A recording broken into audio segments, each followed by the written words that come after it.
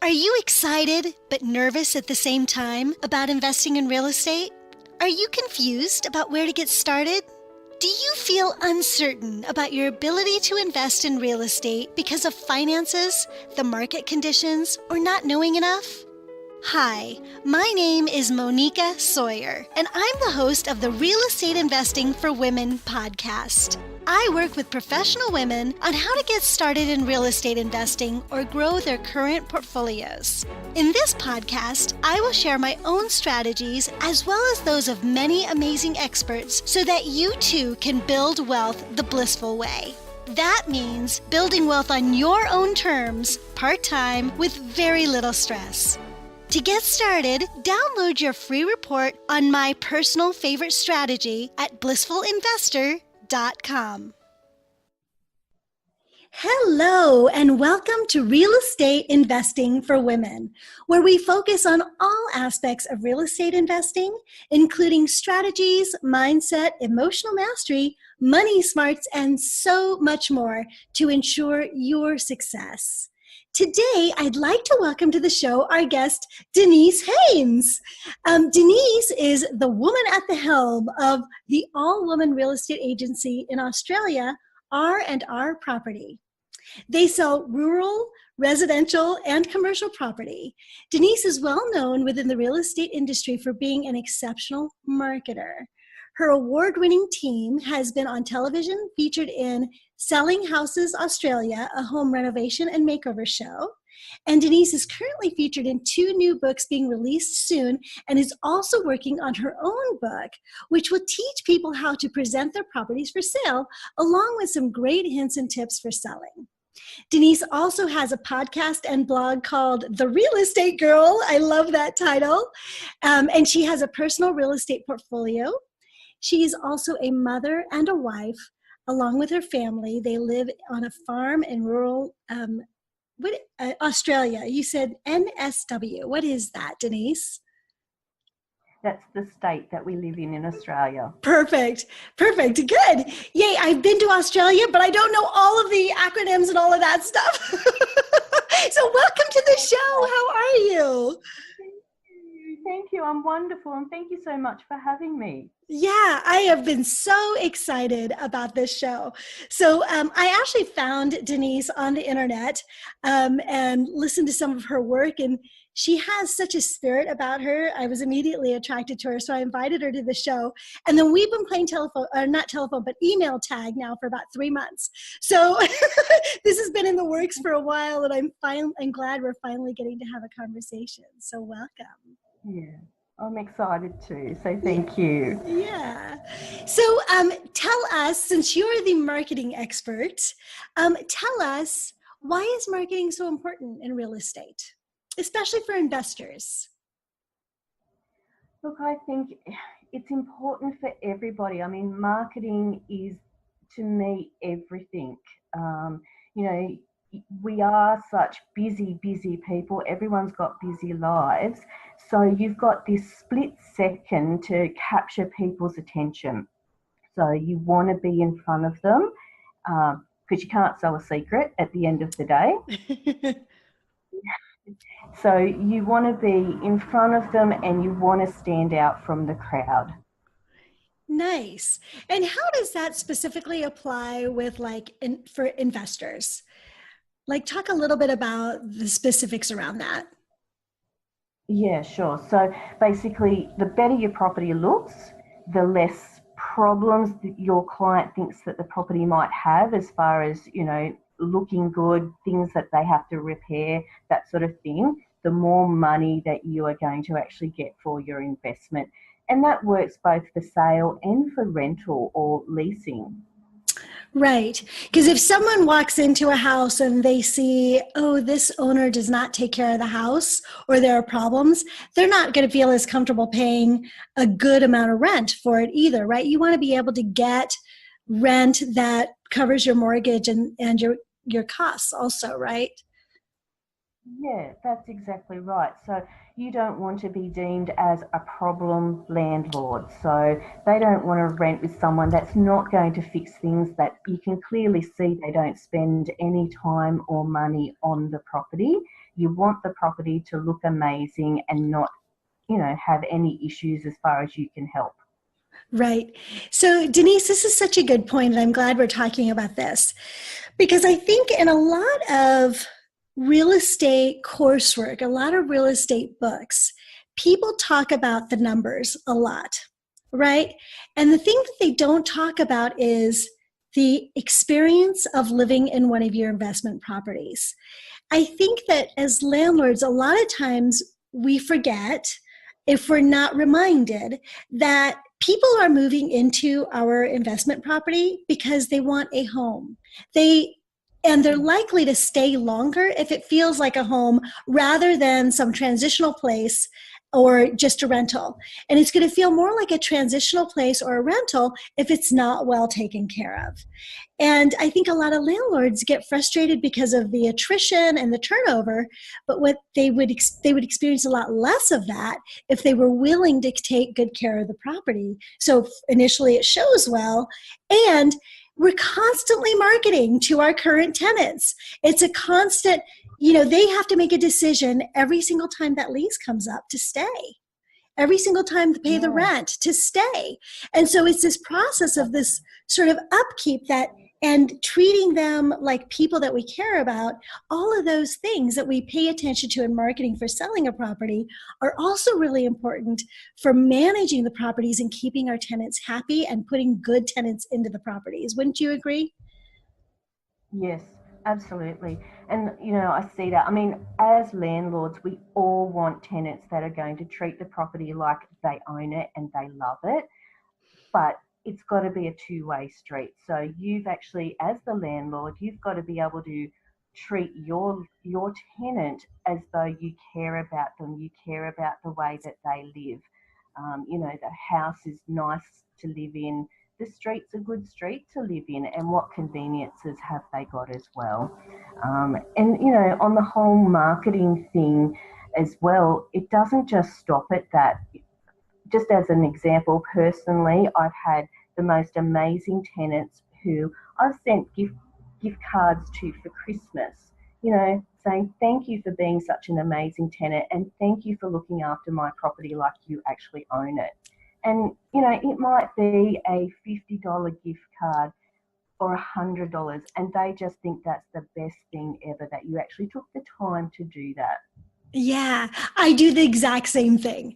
And they just like, they brag, right? They're like, well, my landlord sends me Christmas gifts, because nobody else Yeah. does that. Yeah. No, and even as an agency, we have a Tenant of the Month award. So each month we actually choose a tenant that we feel, does all the right things, looks after the property really well, and we give them a gift of, a gift certificate along with chocolates and flowers, and we take their photo and we put them on our Facebook page and say, wow, look at our Tenant of the Month. They're so amazing. So, Ooh. and you can see conversations underneath that in your social media. They're telling all their friends and everyone's going, oh, wow, we don't get anything like that, So it's just another marketing thing, really. Yeah, I love that idea. I'm going to use that one. Thank you for that. I love that. No worries. Okay, so tell us, what are some of the ways you market your properties, your rental properties? Okay, so the most important thing, of course, is online. I mean, everything is online these days. Um, most of the inquiries that we do get come through the internet, and yeah, sure, we get the walk-ins, we get people phoning us, but most of them are email inquiries. Our most popular search engine sites are called realestate.com and domain.com. Now, I don't know if you guys have that. I think your most popular one might be Zillow. Is that We have, correct? yeah, we have Zillow. I don't know if Zillow actually allows us to post properties for rent, but truly it does. Realtor.com, Craigslist. So we do Yeah. have some of our own sites also. Yeah, so those ones. So you need to be on those. And I always say we get professional photography done as much as we can for properties. So, like I said, you're competing against so many other properties on the internet, you want yours to stand out and look amazing so people go, wow, let's go and check that one out. Make sure your text, your ad copy has got no spelling mistakes, errors in it, because that just looks unprofessional. And of course, social media. Social media is just everything these days. You've got Facebook, Twitter, Instagram, all those sites. We use those extensively, and we try to build a community around that and get people having conversations with us about the different properties. Feel free to ask us questions on this property, and they do. They get on there and they share and tag their friends that are looking for properties. So that's incredibly important. Yeah. And look, that is something that you need to ask your agent if you're running through an agent. Do they use social media, and do they have a specific strategy around the social media? I don't want to see cat videos, like funny cat videos, although I think they're hilarious and I do like to watch them, not in my real estate area. And, recipes, they're all great, but you don't want your agent just doing that on social media. Interesting. All of that is really, really good information. And I just want to add one other little thing, because you said several times it needs to look professional. And I think that as landlords who might only own 1 to 4 properties, may not have a management company, they're kind of doing it by the seat of their pants. There's a sweet family feel that a tenant will get by working with that person. But the other thing is that even though there's a sweet family feel, it also tends to be turn around into something that can be negative, because the tenants can feel like you don't know what you're doing and that therefore they can take advantage of you. So the trick when you're a small investor is to keep that sweet family feel, but to also show them that you know what you're doing, and the way that you do that is show up as professional. So you don't want typos. You want proper English. You want to look like you know what you're doing and you're a pro, so that they can't try to bulldoze you over because of whatever impression they may get by your marketing. So when you put an ad, whether it's on Craigslist or on Realtor.com or Trulia or whatever, in each country you've got different sites. And I actually do have clients in Canada and in England. So everybody's got their different sites, right? But you want to make sure that you show up as somebody that is reliable and knows what you're doing. Whether you've got 1 door or you've got 1,600 doors, you want to make sure that you look like you know what you're doing. So when we talk about professional pictures, I know that a lot of small timers don't want to have to pay for that, right? And that's okay. However, make sure that whatever you do actually post looks really, really good. So if you don't want to pay for professional pictures, have a friend that's a photographer come in and do it. Or if you want to do it yourself, don't do it with your phone. Use a nice camera, at the very least. But you want to look like you're somebody that people can rely on to take good care of the property, that you're going to be a good landlord, but also that you're not going to be a pushover, and those are some of those things that you can do to make yourself look like a pro. Yeah, exactly. And, even though you might be doing it yourself, you can still build a business around that. So you treat yourself like you are a business. So have all the professional things. And, professional photography has come down a lot in price. I know in Australia it has. At one time, nobody could afford a professional photographer, but that has changed in the last few years. So you might actually be surprised as to how cheap it actually is. But as you said, if not, use a professional, beautiful camera. If you don't have one of those and you really do have to use your phone, just make sure you take really great angles. The photo doesn't include the tea towels, for example, or the dirty laundry, or, Right. It's professional. You've got good lighting, no shadows. Just try your very best to make it look professional, and have your own for lease signs as well. You know, you can have things printed so cheaply these days, so you really can, and have a business name as well. So the account that they are depositing their rent into is actually a business name, I my love real that. estate company. Yeah, just little things. Make sure you treat yourself like you are a business. Right. Right. And that's a big piece of our mindset too, as investors. Some people think of it as a portfolio, which is all about numbers. Some people would think of it as the thing that I'm doing on the side, right? And some people think of it Yeah, as a business. And if you're able to really yeah, get into that mindset of thinking of it as a business, there's a whole lot of things that are a consequence of that mindset that change the level of success you can reach. And that's why so many times in the podcast, I really have people come on to talk about mindset and really creating that business mindset and that success mindset, because it makes such a big difference in the kind of it success that does. we experience, right? Yeah, you've got to tell yourself that you're a professional. Right. Yay. Right. Okay. Okay. So tell us a little bit. I know that you do so much of this on these television shows and stuff. So talk about presentation and styling. What are some tips and hints around that? Okay, so once again, I come back to the same thing. Presentation, first impressions are absolutely everything. So when your prospective tenant turns up at the property, for example, the front gate works. The path into the house is actually attractive and they're not going to trip over. The front door looks attractive. The whole process of that first impression is absolutely vital, and that will tell the people whether they're going to be looked after as a tenant. So, you know, and inside, I always suggest that people paint, for example, with really nice light colours, neutral colour palette, and that way it's a blank canvas. So they can put their furniture in there and make it their own. You know, they can put their pops of colour in to brighten it up if they like bright colours. Otherwise, you've got that nice neutral tone, lots of light as well. So make sure it's not a dark, dingy house if it is at a skylight, for example.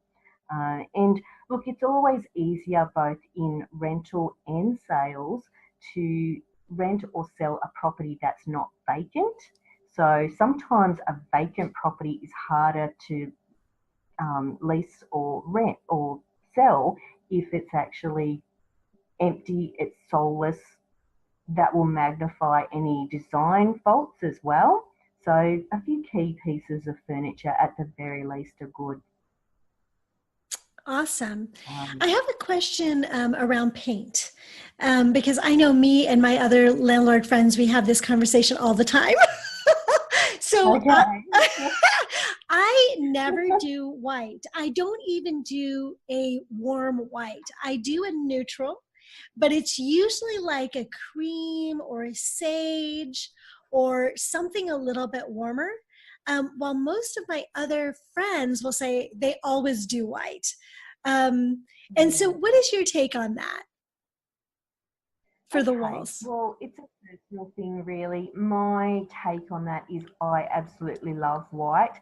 So white on white, and I always make the colour just slightly warm so it's not a cold white. I just think it's really fresh and really light. But in saying that, I wouldn't do sage, I wouldn't do a green colour. But you know, maybe a nice latte colour, for example. You know, coming into your caramels, that's always nice and warm. And you know, anything within that colour palette is good as long as it's neutral. That's the main thing. So if they do have a certain colour in their first furnishings, it will actually match in no matter what. Nice. Okay, good. Thank you for that. And then, were there any other tips you wanted to add? I feel like I cut you off a little. Oh no, that's okay. So yeah, as I said, just nice and tidy. Make sure the yard's tidy. The exterior of the property is clean as well. So you've given it a good wash down, for example. Nothing worse than a dusty, dirty house. And the fence, can they keep their pets or their children in? That's really important. You know, lots of people have children or fur babies, so they want to know that their pets or children are going to be safe, and they're not thinking, oh gosh, the first thing I'm going to have to do is ask for that to be fixed. So that's just another hassle for them. Yeah. You know, in your notes that you sent me, you mentioned some stuff about the front door and the porch. Could you tell my audience about that? Sort of what your perspective Yeah, is on that? again, does it open easily? Does the front door actually open easily? You know, it's not creaking, it's not broken, it looks attractive. Hey, that's your very first impression into the house. So I like to have a nice pop of colour on the front door. It might be red, for example, that's my favourite, or I've seen beautiful pink ones, blue ones. So yeah, just something with some really nice hardware as well, nice brass knocker or crystal door handle. That's my taste, but you know, you can use whatever you want as long as it's beautiful and looks clean and tidy. Yeah, I love that. And low maintenance gardens are best too. So, like So what? don't What have any so don't? don't have anything too fussy. Yeah, you know, they don't want to spend all their time. Like I said to you before, most people are busy these days, so they don't have time for gardening. They like to have a garden because it looks good, it frames your house beautifully, but they don't want to spend all their time in that garden, weeding it, trimming it, mowing the lawns too much. So if you do have gardens, have them nicely mulched and you know, as low maintenance of plants as you can possibly find. Good structural plants. Yeah, perfect. And that's actually a place where you can add a little bit more color to the garden too. You can still find some good structural plants that'll give you some flowers and some pretty splashes of color in the front of the house. And I Yeah, think that's really attractive too. exactly. Yeah, and you can get some lovely hedging plants that you don't have to hedge very often either. So they look really lovely and have pretty flowers that smell good too. Yeah. And, you know, for those of you listening, I am so tempted to ask Denise what she recommends. And I know you're tempted and like, Monica, what do you recommend? But I'm in California and she's in Australia and you're somewhere. So the different kinds of That's plants that right. we have are going to be different. But just go to a nursery and, you know, the guys at the nurseries, they love to talk about this stuff. And you can just tell them, you know, I want something super low maintenance. I want a splash of color. This is just going to go right by the front door. You know, what can I use? And they'll help you out based on whether you've got shade or sun, what you're looking for. They know all that information. You know, here in California, I do impatiens everywhere. So Oh, yeah, so that's my thing. Yeah, yes, nice and colourful but low maintenance. That's what we're right. talking about. Yeah. So, but I know like I have a client in Mexico and she did bougainvillea. Well, you know, we can do bougainvillea here in California, but it grows crazy and blah, blah, blah, you know, all this stuff. So, you know, based on your location, the plants, what's popular, what people like to see, those are the sorts of things you're going to want to consider. And your local nursery will be able to help you out. It's worth the 1 hour trip to the nursery to do that. It doesn't take a lot. Absolutely. Yeah, that's right. And I mean, you can buy your plants in what's called tube stock, so small sizes, and plant them within no time. They've grown into beautiful plants. That's Yeah. the cheapest way. Awesome. Okay, and then what other presentation items would you like to suggest to our listeners to take note of? Look, that's probably it in a nutshell. You know, just absolutely everything clean. It smells good. So, you know, even if you have to have a nice candle burning while you're doing your inspections, make sure the property is aired really well. It smells good. It's clean and tidy. So, you know, that's basically it in a nutshell, and then you'll attract more people to your property. Yeah. And you mentioned also before, and I just want to highlight this, is a couple of key pieces of furniture if the property is empty. Because Yeah. I know, I don't ever like walking into a completely empty home. If the colors are nice and the flooring is nice, that's great. But it's like what Denise said. It still feels kind of empty and soulless. So give it a little heart. Put in a nice dinner table with some chairs and a bouquet of flowers on it, or a candle. Yeah. And that's also where you can put your flyers for people to take. So just give it a little bit of something so that it feels like it's livable. That's right.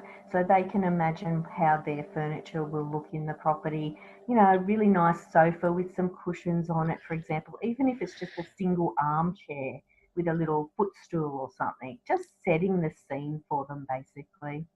Yeah. It What? feels warmer. Yeah. Yeah, that's awesome. Well, thank you for all of that really awesome information. I even picked up some stuff, and I've been doing this for 25 years. So thank you, Denise. Oh, that's wonderful. So before we go You into know, our 3 rapid fire questions, why don't you tell my listeners how they can reach you? Sure. So our website's probably the easiest way for them to contact us and check out what we do. It's www.randrproperty.com.au, and we've got all sorts of information in there, that all different tabs. They can download brochures, etc., on tips and hints. Our Facebook page is just R&R Property. So again, we regularly post hints and tips on that. And Instagram, again, your R&R Property. So, they're probably the best ways. And as you mentioned before, we do the blog, or the podcast. So, Real Estate Girl, they can download that and listen to that and read our blogs as well. So there's lots of different information. Nice. Perfect. And I know you wanted to offer my listeners a free gift. Could you tell us a little bit about that? Yeah, so as you said, I'm writing a book at the moment, and what I've done, I've taken some information out of that book and created an ebook for our listeners. So it will be called How to Sell Your Property for More Money. So I've created that for them, and it will be downloadable. I'm sure you'll put the link in there for me, Monica. Absolutely. It'll be in the show notes. So no worries there. And thank you Thank so much you. for that. All of, No problem.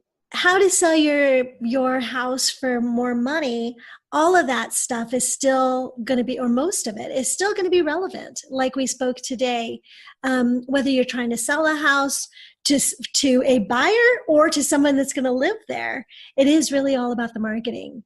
So definitely download that. Yeah. There's lots of good information in it, so I'm sure the listeners will all enjoy that. Cool. Awesome. So are you ready for our 3 rapid fire questions? Hit me with it. Awesome. Okay. Number 1, Denise, tell us one super tip on getting started investing in real estate. Okay, a super tip would be just to do it. Don't overthink it. Get in there and find a property that you love, that you think will be a good property for an investment, and just do it. I see lots and lots of people get held up by overthinking. I do too. That's an awesome tip. Okay, number 2, tell us one strategy on being successful in real estate investing. Successful is to do all the things that we just talked about. So present everything beautifully, be a great landlord. Think to yourself, would I like to rent off me? Yes, So perfect. think about everything there. Yeah. And do your homework too. So of course you need to do your homework. Your pest and building reports on your property are really important before you buy. do your homework on the suburb that you're buying on. There's lots of things. You just need to do your homework before you make that final decision on buying this one. Nice. Thank you. And what is one daily practice that you do that you would say contributes to your success? Okay, so a daily practice for me would be, as I'm putting on my makeup every morning, I listen to experts podcasts. So I actually like to listen to that, and sometimes it will be real estate information, sometimes it's personal development. So just something that I find interesting and uplifting, and it starts my day off really well. Nice. That is something that I do also. I love that. So, yeah. We're Well, on the right track then. yeah. Denise, thank you so much for all that amazing information. It was so informative. You were so generous. So thank you for that. No trouble. Thank you so much for having me. It's been an absolute pleasure. Yay, thanks.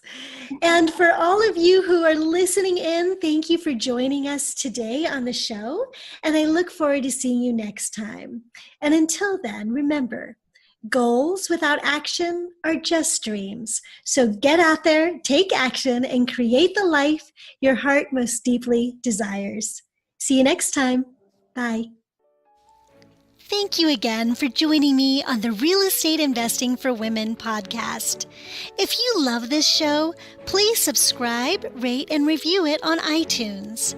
As women, we need to support and empower each other to build wealth and live joyful lives. Your support of this podcast by subscribing, rating, and reviewing it will help other women just like you learn about building blissful wealth through investing. And remember to download your free report so you can get started on your investing journey at blissfulinvestor.com. See you next time.